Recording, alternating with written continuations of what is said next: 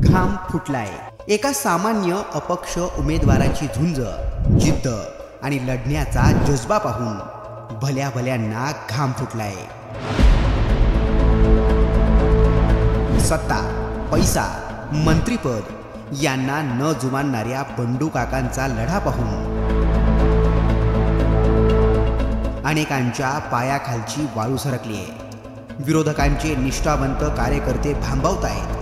स्वतः साहेब चक्रावतायत. आपल्याच कार्यकर्त्यांना शिवीगाळ, मारहाण, दमदाटी आणि दादागिरी करून मनस्ताप करतायत. एका सामान्य भूमिपुत्राला रोखायला नको नको ते कटकारस्थान रचले जात आहेत. कधी दमदाटी, कधी खोटे आरोप, कधी सत्तेचा वापर, तर कधी खोटा अपप्रचार करून बंडू काका नावाचं वादळ रोखण्याचा प्रयत्न केला जातोय. पण लोक त्यांचे डाव त्यांच्यावरच उधळून लावत आहेत. बंडू काकांनी त्यांच्या सगळ्या षडयंत्रांना उधळून लावलं म्हणून घाम फुटलाय. मालेगावात परिवर्तन होणार म्हणून राजा चक्रावलाय. मालेगावला नवा जनसेवक मिळाला म्हणून सिंहासन हादरलंय. लोकांचा कौल विरोधकांना कळून चुकलाय. पहिल्यांदाच साहेबांना घाम फुटलाय.